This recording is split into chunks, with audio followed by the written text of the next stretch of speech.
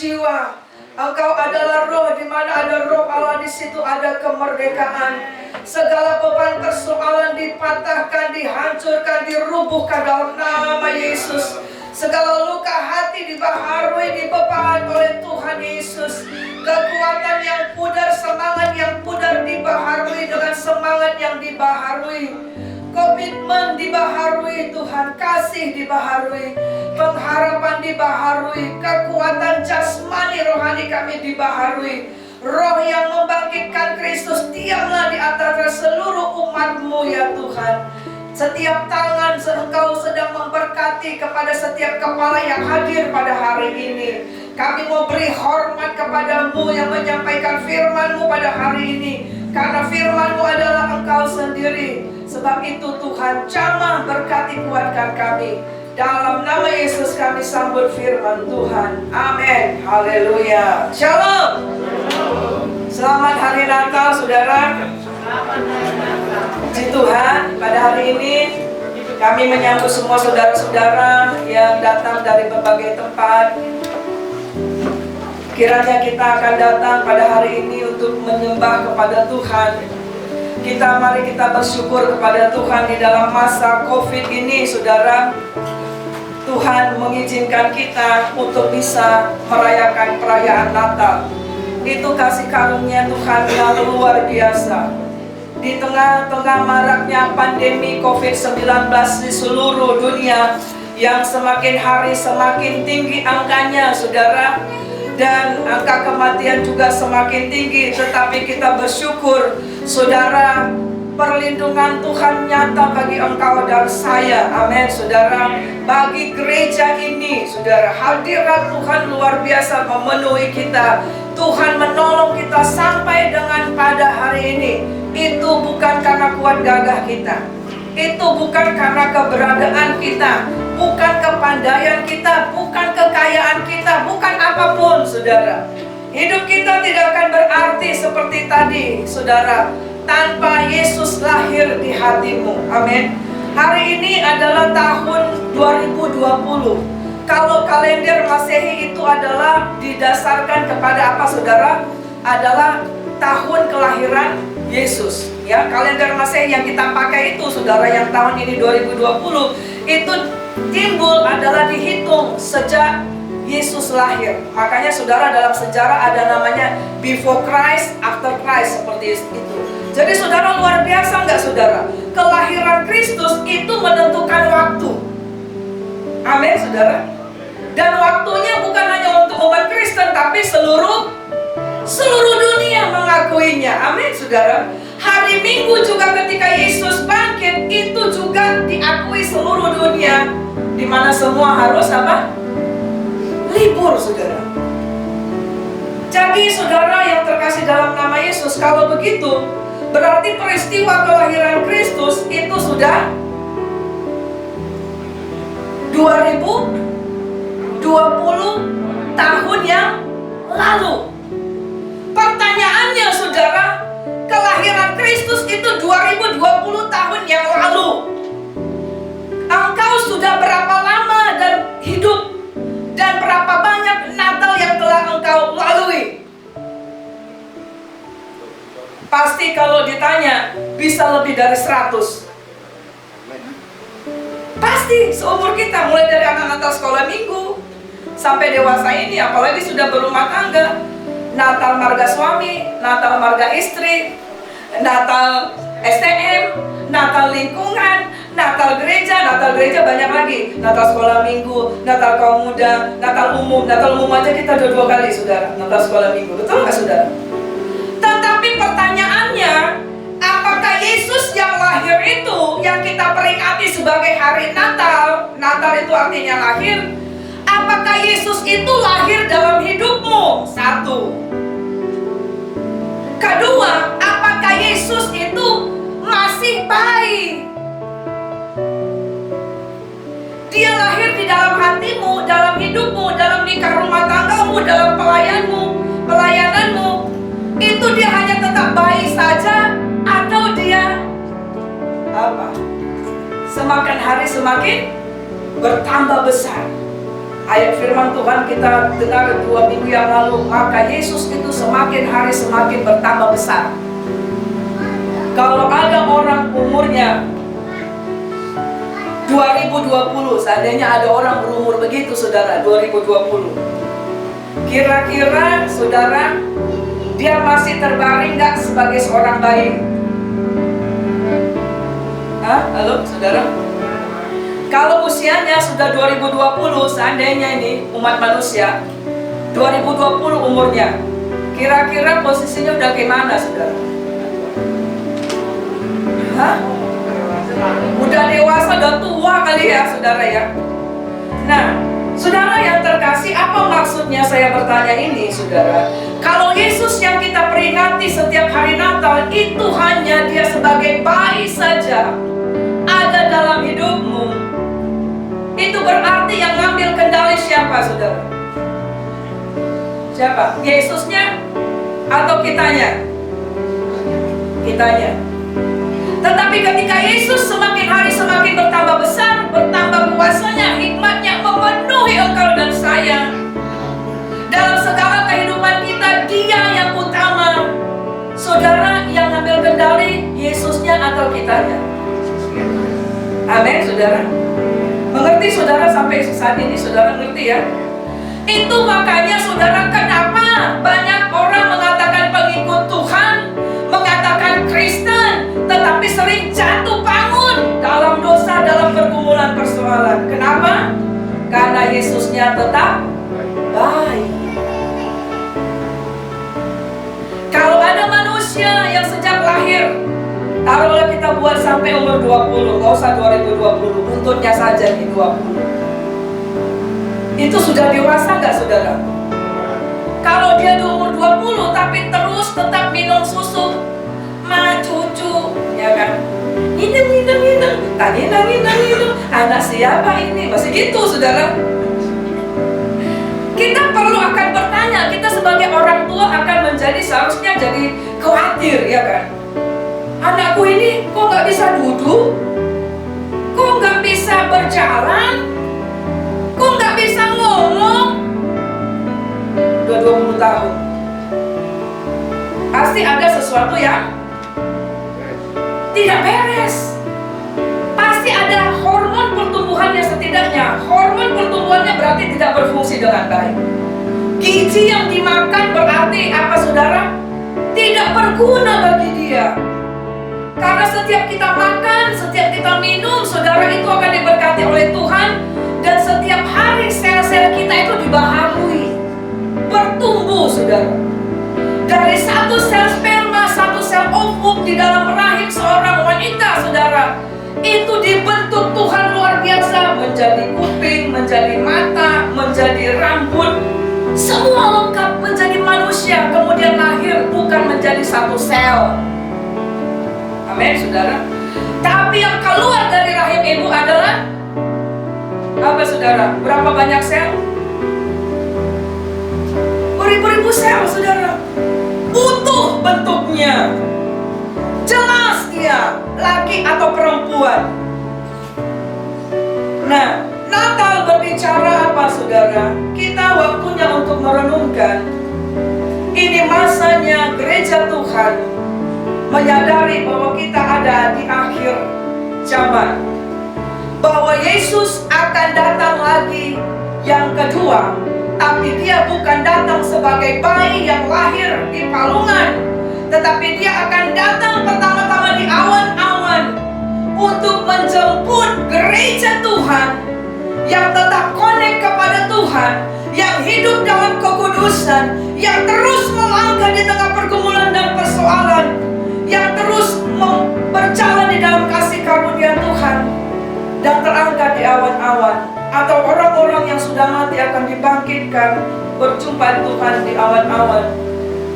Dan setelah itu dia akan datang lagi untuk menjejakkan kaki, sama seperti ketika dia naik ke surga, di tempat yang sama di Yerusalem sana saudara.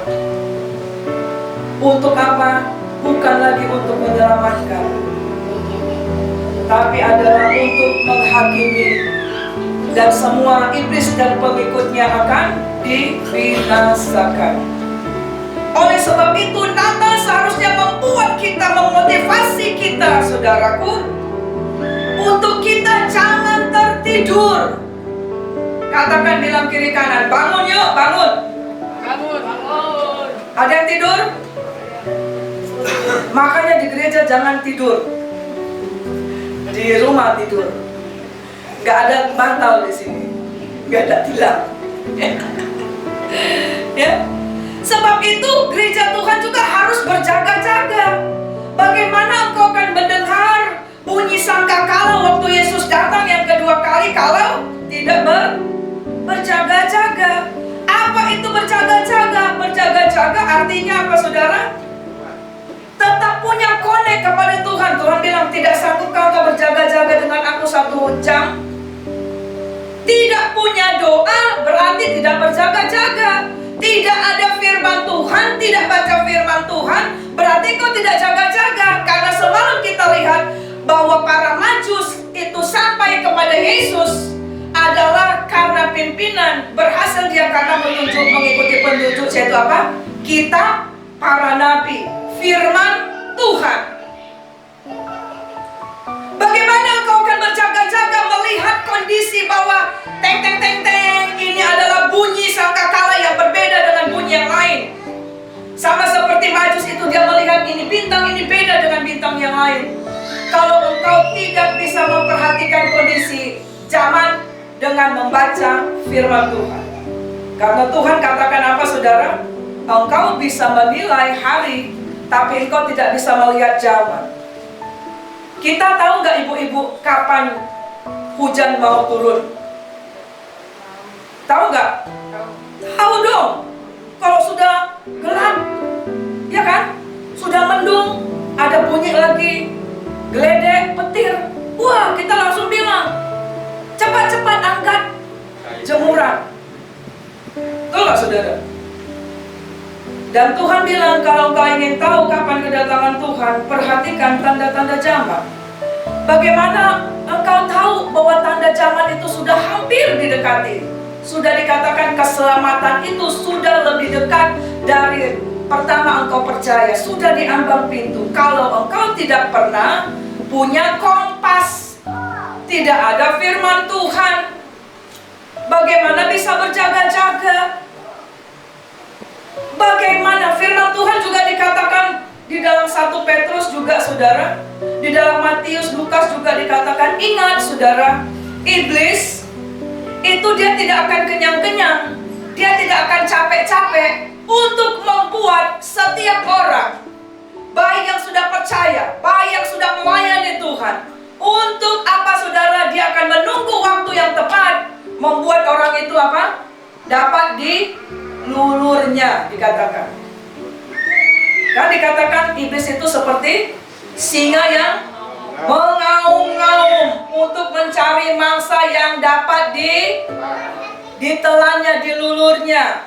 Berarti ada nggak yang tidak dapat ditelannya? Ada kan? Karena ayat itu dikatakan yang dapat, berarti ada yang tidak dapat. Seharusnya kita masuk dalam golongan yang tidak dapat ditelan oleh setan. Apakah bisa? Halo? Bisa? Bisa.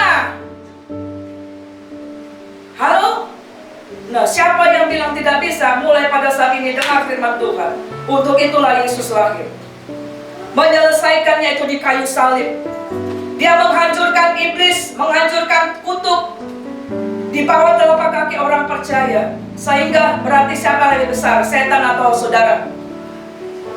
Halo? Siapa? Saya. Kenapa saya?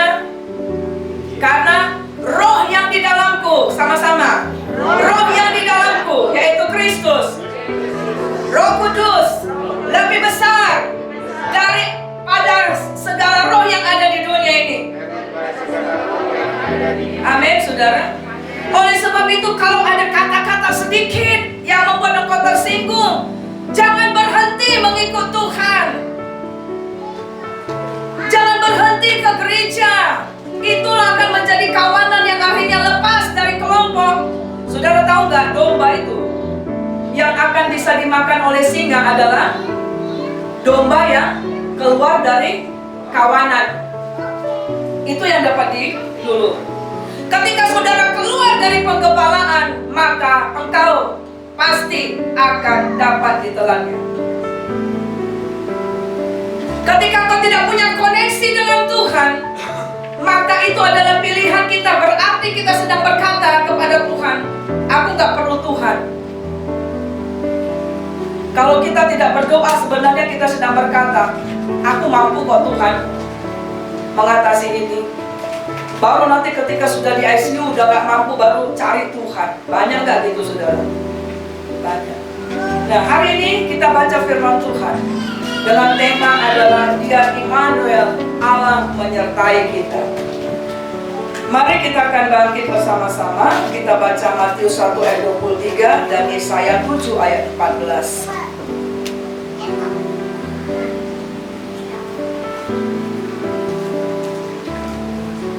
Ya, kita baca Matius 1 ayat 23. Oke, baca dengan suara keras. Ya, ayat tadi. 1, 2 ya. Sesungguhnya anak darah itu akan mengandung dan melahirkan seorang anak laki-laki, dan mereka akan menamakan dia Immanuel, yang berarti Allah menyertai kita. Yesaya 7 ayat 14. 1, 2 ya.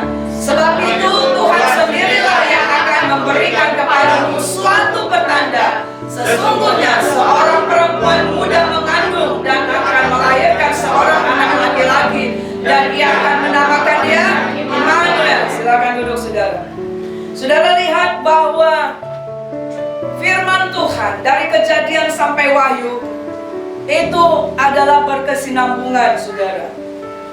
Apa yang ada di perjanjian baru adalah penggenapan dari perjanjian lama. Kelahiran Kristus itu tidak ujuk-ujuk saudara, tapi mulai dari Kejadian sudah dinubuatkan bahwa nanti keturunanmu itu akan meremukkan kepala ular. Siapa itu? Ya Yesus saudara. Kepala ular berbicara setan saudara, iblis dan kerajaannya saudara. Dan itu dikatakan juga dari kitab Yesaya, kitab Mika juga. Dan banyak lagi nabi-nabi yang hidup di dalam tahun yang berbeda, tetapi menubuatkan yang sama. Alkitab kita konsisten, saudara. Itulah makanya Alkitab itu adalah firman Tuhan, bukan isinya firman Tuhan. Kalau isinya firman Tuhan, berarti ada yang tidak isinya.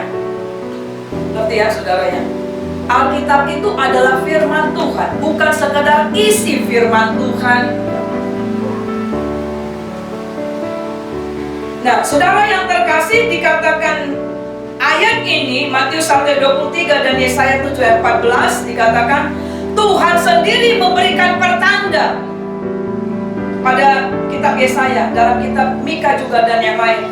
Dan pada waktu Maria akan mengandung, maka malaikat dari surga juga akan berbicara kepada dia bahwa mengatakan, Maria, engkau dipilih dan supaya engkau akan dipenuhi dengan Roh Kudus, dan engkau akan melahirkan seorang anak laki-laki, dan hendaklah engkau menamakan dia Yesus. Yesus dulu ayat 21.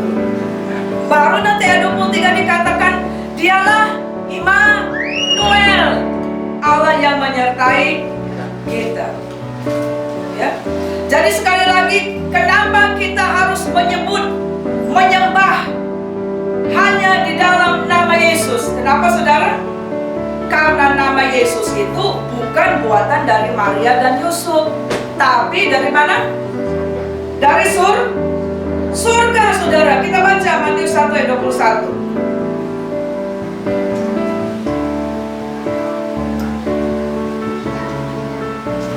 Oke, ya 1, 2 ya.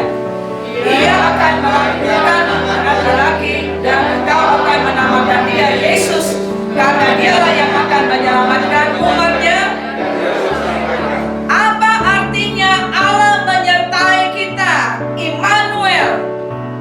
Yang pertama adalah kita lihat di sini dalam Matius 1 ayat 21. Kita buka satu lagi, Lukas 1 ayat 31. Come on. Lukas 1 ayat 31. Ya, 1, 2-nya. Sesungguhnya engkau akan mengandung dan akan melahirkan seorang anak laki-laki, dan hendaklah engkau menamai dia Yesus. Jadi saudara, kenapa iman Kristen? Kenapa kita yang menyebut diri adalah pengikut Tuhan, berdoa dan menyembah dan menyebut bahwa Tuhan kita namanya Yesus, itu bukan di karang-karang di Alkitab, tapi itu adalah konfirmasi dari surga. Ya, dari surga. Ketika Yesus lahir, maka pasukan malaikat Tuhan, bala tentara menyanyikan pujian, dan itu bisa disaksikan oleh para gembala. Majus juga melihat Yesus itu bertemu dan membuka harta bendanya dan memberikan persembahan yang terbaik. Artinya saudara, Alkitab kita itu bukan dongeng, tetapi adalah bukti sejarah yang bisa diperhatikan, yang bisa dilihat, yang bisa apa saudara? Dibuktikan saudara. Nah, saudara yang terkasih, Allah menyertai kita, itu artinya apa saudara? Yang pertama, ayo kita baca sama-sama ayat ini. 1, di dalam yang pertama, Riki, yang pertama, Allah menyertai kita, Allah beserta dengan kita, artinya 1 adalah hanya Tuhan Yesuslah penyelamat umatnya dari dosa mereka. Sama-sama, 1, 2 ya. Hanya Tuhan Yesuslah penyelamat umatnya dari dosa mereka. Saudara perhatikan ayat ini dan perhatikan Yohanes 3 ayat 16 ya. Apakah keselamatan itu bagi seluruh dunia? Halo? Ya, Yesus memang Allah datang untuk seluruh umat manusia. Tapi siapa yang diselamatkan? Hanya yang percaya. Kalau dia tahu Yesus itu adalah juru selamat, bahwa dia nanti akan menghadap tahta pengadilan Tuhan dan berhadapan dengan Tuhan, tapi tidak percaya, tapi tidak menyembah dia sebagai Tuhan, keselamatan itu tidak jadi bagi dia. Lihat ayat ini. Yesus artinya dia menyelamatkan umat siapa? Umatnya. Sudahkah kita menjadi umatnya Tuhan? KTP saudara Kristen bukan menentukan bahwa engkau umatnya Tuhan kalau engkau tidak pernah buka hati menerima dia, menyembah dia, mencari wajahnya. Dan dialah, itulah berbicara apa? Juru selamat. Di dalam bahasa Ibrani dikatakan Yeshua HaMashiach. Yeshua HaMashiach, Kau Tuhan, ya Kau Tuhan. Dalam bahasa Inggrisnya Yesus Christ, Yesus Kristus. Dalam bahasa Arabnya Isa Al-Masih. Kalimatullah, firman yang menjadi manusia. Natal berbicara kalau Allah menyertai kita, yang pertama kita harus tanamkan dalam hati kita bahwa hanya dialah satu-satunya juru selamat. Amin, saudara. Tidak ada yang lain. Juru selamat dalam apa? Juru selamat dalam hidup kita yang sekarang juga dan juga di akhirat, saudara. Juru selamat bukan hanya berbicara masa yang akan datang, tetapi juga masa sekarang. Ketika kau mengalami pergolakan di dalam nikah rumah tangga, maka rumah tanggamu hanya bisa selamat ketika kau mengundang juru selamat itu. Amin, saudara. Ketika kau mengalami goncangan dalam kesehatanmu, dalam ekonomimu, di dalam hatimu, di dalam gundah gulana, saudara, tidak ada yang lain. Engkau akan selamat ketika mengundang juru selamat itu. Karena di dalam Yesaya dikatakan apa? Namanya disebut penasehat ajaib. Kalau saudara kurang hikmat memberikan nasihat, undang dia juru selamat itu. Sebelum berkata-kata, sebelum engkau berkata kepada anakmu, sebelum engkau berkata kepada suamimu, engkau berkata kepada siapa? Dia penasehat ajaib. Jangan cari nasihat kepada orang-orang yang di luar Tuhan. Akan hancur berantakan nikah rumah tanggamu, saudara. Akan hancur masa depanmu ketika kau mencari nasihat di luar Tuhan. Karena hanya Dialah penasehat ajaib.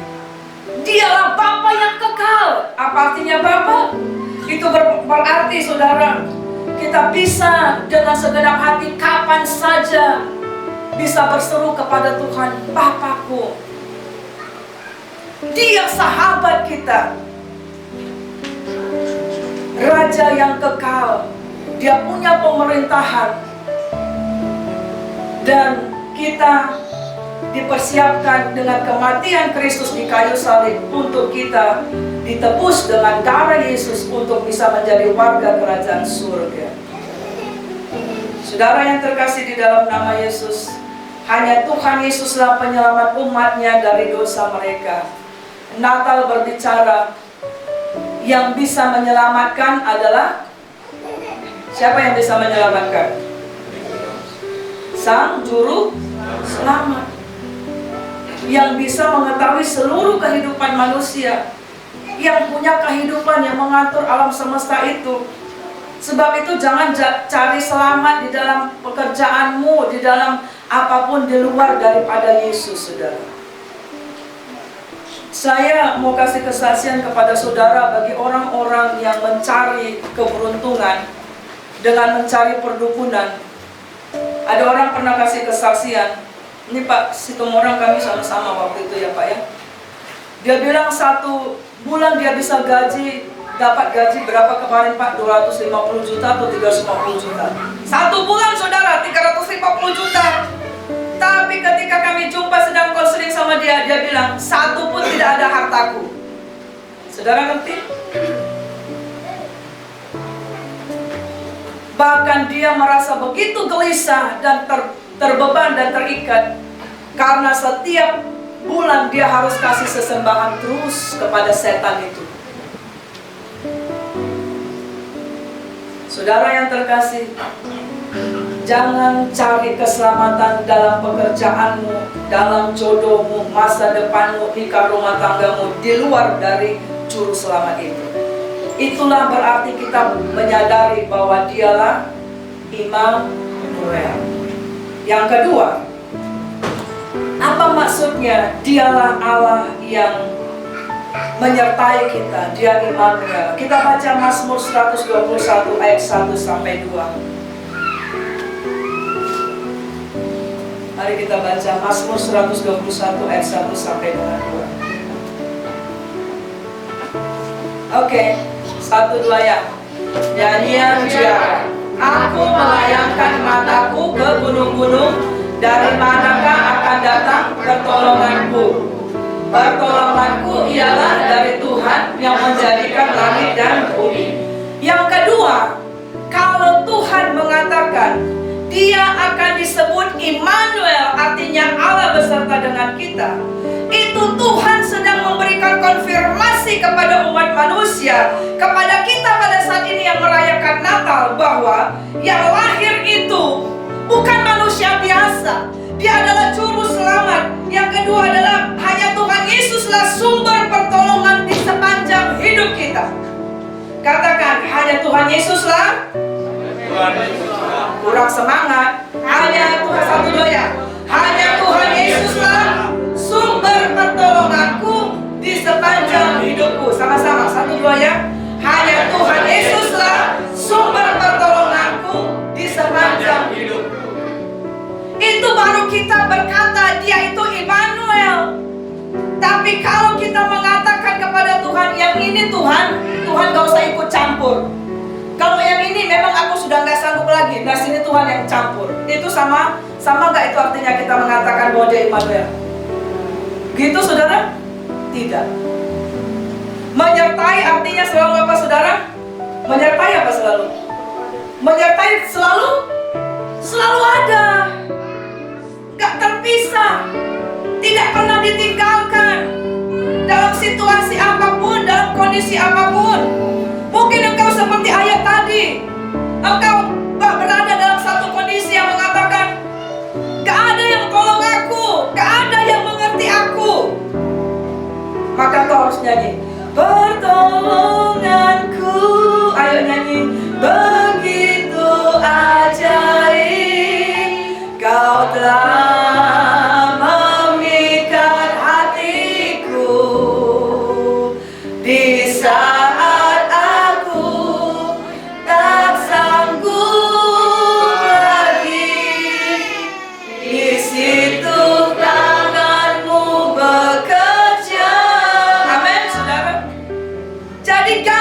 sungut-sungutmu, kalau engkau tahu dia Immanuel, Allah yang beserta engkau, jangan lagi katakan, di mana pertolonganku? Tidak ada orang yang memperhatikan aku. Tidak ada orang yang mengerti hatiku. Memang kita nggak bisa mengerti hati orang. Betul enggak, saudara? Kita tidak bisa mengerti hati suami kita sepenuhnya. Suami juga tidak bisa mengerti hati istrinya sepenuhnya. Betul nggak ini?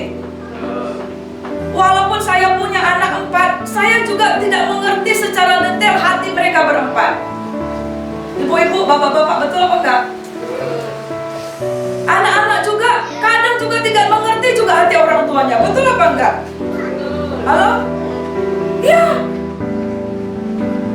Kita memang tidak disuruh mencari hati orang untuk berkenan, tetapi yang Tuhan mau adalah kita mencari hati dan perkenanan Tuhan. 2 minggu yang lalu kita bicara, kita dengar firman, kalau engkau mencari perkenanan kepada Tuhan, itu akan otomatis engkau juga akan semakin disukai oleh manusia. Amin. Luar biasa enggak, saudara? Jadi jangan dibalik. Jangan kita cari dulu kita disukai manusia, itu belum tentu disukai oleh Tuhan. Amin. Betul nggak? Jadi artinya tidak perlu carmu cari muka. Gak usah dicari-cari mukanya, sudah di situ. Amin, saudara. Yes, ya.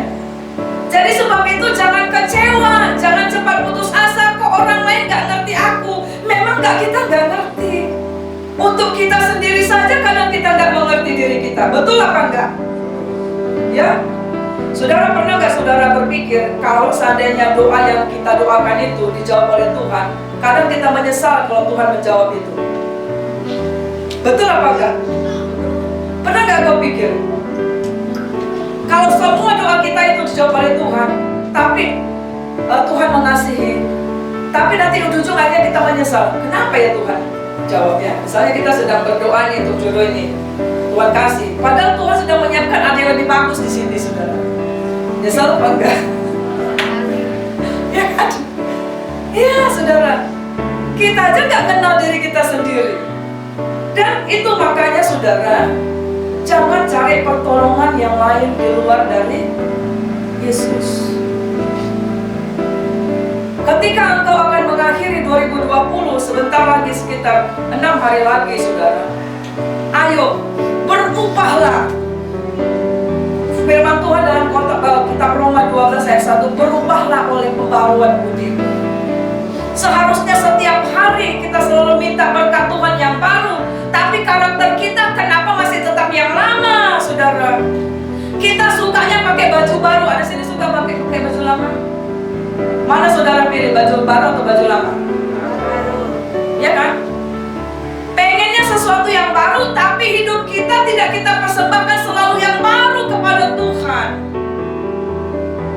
Kita pengennya berkat daripada Tuhan itu luar biasa bagi kita, tapi kita tidak pernah memberikan yang terbaik kepada Tuhan. Seperti Majus itu, ada sedikit goncangan, suami istri yang berkelahi, kakak adik yang berkelahi, tidak ke gereja. Gereja salahnya apa? Ya kan, saudara? Di sini nggak ada. Sana, di luar sana, sedikit Pak ya, dari mana Pak? Iya. Nggak ada, saudara. Dan itu kan sering seperti begitu, ya kan, saudara? Kita bermasalah sama orang, kita sedang jatuh, tapi kita salahkan gereja atau orang lain. Apa hubungannya? Pilihannya apa? D, gak ada hubungan. Kalau dulu kan ujian gitu ya, kalau A maka D, pilihlah A. Ini gak ada hubungan, tapi sering kali seperti itu. Sering sekali kita ingin menyenangkan hati manusia, kita menjaga hati manusia, tapi hati Tuhan tidak kita jaga. Betul gak, saudara? Kita menjaga hati manusia, tapi hati Tuhan gak kita jaga.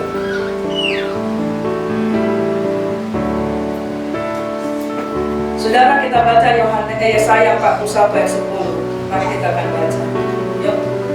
kedua ya. Janganlah takut, sebab aku menyertai engkau.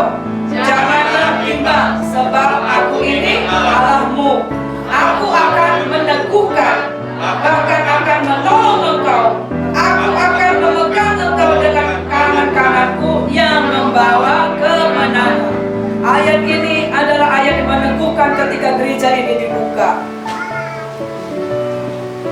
Tuhan berkata, jangan takut, aku menyertai engkau. Jangan engkau bimbang, sebab aku ini Allahmu. Aku akan meneguhkan, aku akan menolong, aku akan memegang engkau dengan tangan kananku yang membawa kemenangan. Itulah artinya Allah beserta dengan kita. Katakan amin. Amin, saudara. Berarti kalau kita tahu ada Tuhan berkata jangan takut, seharusnya kita tidak. Kalau Tuhan berkata jangan bimbang, seharusnya kita tidak bimbang, tidak ragu-ragu. Kalau Tuhan katakan aku akan meneguhkan engkau, aku akan menolong engkau melalui persoalan ini, seharusnya kita akan tetap maju, bukan mundur. Kaca spion sengaja dibuat kecil, bukan besar, supaya kita tidak sering-sering lihat ke belakang. Nanti kalau sering lihat ke belakang apa? Tabrakan. Orang yang sering-sering melihat ke belakang kepada masa lalunya, itu orangnya tidak bisa move on. Kerohaniannya tidak akan bisa maju, saudara. Maka dia akan berhenti menjadi tiang garam seperti istri Lot. Makanya kisah kedatangan Tuhan dikatakan seperti zaman Lot dan seperti zaman Nuh. Ya. Nah, saya mau kasih ilustrasi dengan ini. Aku akan memegang engkau dengan tangan kananku yang membawa kemenangan. Semalam saya sudah sebutkan tapi belum dengan ilustrasi. Siapa yang mau tangan saya ke depan? Siapa? Lucy, mari. Lucy selalu jadi ini. Ya. Saudara, apa dikatakan ayat itu? Coba sama-sama baca ayat itu. Yang belakangnya aku akan. Sama-sama, aku akan. Bukan, aku akan memegang engkau dengan tangan kananku yang membawa. Siapa yang pegang? Siapa yang pegang? Ya, lihat saudara ya. Lucy, coba pegang tangan ibu sekuat ini, begini. Iya. Sini agak dekat, biar agak disorot sini. Ya, saudara Lucy akan pegang kuat-kuat pakai dua tangan, jangan ditarik lah. Pegang di sini dua-dua. Ya. Nah, saudara kuat sekuatnya, belum kuat, semakin kuat. Berapa lama Lucy bisa pegang begini? Nggak sanggup. Hah? Berapa jam Lucy? Setengah jam. Ini pegangannya sudah mulai kurang. 3 menit. Kuat. Terus. Berapa menit, saudara? Wah, belum disuruh lepas dia. Nah, begitulah kalau kita yang memegang tangan Tuhan. Kalau Yesusnya itu masih tetap baik, kita yang berkuasa. Kita yang bilang kepada Yesus, Yesus ikut aku mau ke sana, tolong jaga aku ya. Kan gitu ya kita doa ya. Tuhan jadi satpam, itu artinya kita yang pegang Yesus. Tuhan aku mau ke sini, berkati ya. Tapi ketika Tuhan yang nggak memegang, Tuhan yang memegang, Tuhan yang memegang tangan kita, saudara. Ketika tangan Lucy lepas Lucy tangan. Dia masih tetap dipegang oleh Tuhan. Amin. Beri kemuliaan bagi nama Tuhan. Engkau akan mengalami kemenangan, saudara. Allah beserta dengan engkau. Ketika Yesusnya itu semakin hari semakin besar dalam hidup kita. Dia yang memegang hidup engkau, memegang rumah tanggamu, masa depanmu, apa saja. Dan itu yang dikatakan tangan kananku yang akan membawa kemenangan. Itu artinya saudara, kalau kita sudah tadi pagi di dalam jam doa, ada teman kami dokter, dia berkata tolong doa buat si abang. Jadi karena dia ada mengalami masalah saudara ya. Dan saya katakan, Kak, kalau kita sudah berdoa sama dengan gini saudara, kalau kita berdoa berarti kita sedang membawa ini, misalnya ini pergumulan kita, persoalan kepada Yesus. Kita katakan, Tuhan, inilah keluargaku, ini suamiku, ini anakku, ini ekonomiku, aku gak sanggup Tuhan, aku serahkan kepada dia. Aku misalnya kasih sama si Sen, kira-kira barang itu milik saya lagi atau milik si Sen? Hah? Itulah yang dimaksud Tuhan memegang kita dengan tangan kanannya, amin? Iya. Berarti kita bisa tidur walaupun banyak persoalan. Betul? Berarti gak takut, gak cemas. Yang terakhir, Mazmur 121 ayat 5 sampai dengan 8 kita akan baca. Mazmur 121 ayat 5 sampai 8. 1, 2 ya. Tuhanlah penjagamu, Tuhanlah naunganmu di sebelah tangan kananmu. Matahari tidak menyakiti engkau pada waktu siang atau bulan pada waktu malam. Tuhan akan menjaga engkau terhadap segala kecelakaan. Dia akan menjaga nyawamu. Lihat ayat 8. Tuhan akan menjaga keluar masukmu dari sekarang sampai. Haleluya. Saudara, Allah menyertai kita, Immanuel, artinya hanya Tuhan Yesus yang menjaga keluar masukmu. Amin, saudara. Apa maksudnya? Hanya Yesus yang menjaga keluar masuknya kita. Saudara, kita baca Yohanes 10 ayat 7 dan 9. Yohanes 10 ayat 7 katakan apa? Maka kata Yesus sekali lagi, aku berkata kepadamu, sesungguhnya akulah pintu ke domba-domba itu. Ayat 9. Akulah pintu, barang siapa masuk melalui aku, ia akan selamat, dan ia akan masuk dan keluar dan menemukan padang rumput. Itulah Allah Immanuel, saudara. Bukankah kita dalam hidup ini kadang masuk dan keluar, mulai dari kecil, maka ketika kita bertumbuh, kita masuk di dalam masa balita, kita keluar lagi masuk kepada SD, kita keluar, kita masuk SMP, dari SMP kita keluar ke SMA, dari SMA kita ke kuliah, dari anak kecil kepada dewasa. Setiap hari ada musim-musim hidup kita yang harus kita keluar dari sana dan kita memasuki era yang baru. Betul apa enggak, saudara? Sama dengan nanti kita akan mengakhiri 2020, sudah masanya habis 31 Desember, kita akan menyeberang masuk kepada 2021. Kita keluar dari 2020, kita masuk ke 2021. Dan kita akan selamat pada saat apa, saudara? Kita masuk melalui pintu. Pintu itu adalah Yesus, yang Tuhan katakan, kalau engkau akan selamat dan engkau akan masuk dan keluar menemukan padang rumput. Mengerti maksudnya, saudara? Ada masa kanak-kanak, ada masa dewasa, ada masa engkau masuk ke pernikahan, ada masa engkau menyelesaikan pernikahan karena sudah usia atau meninggal salah satu, ada masa engkau bekerja, ada masa engkau pensiun. Tetapi dalam semuanya itu, kita akan bisa melaluinya ketika kita masuk melalui pintu, dan pintu itu adalah Yesus. Mari kita bangkit berdiri.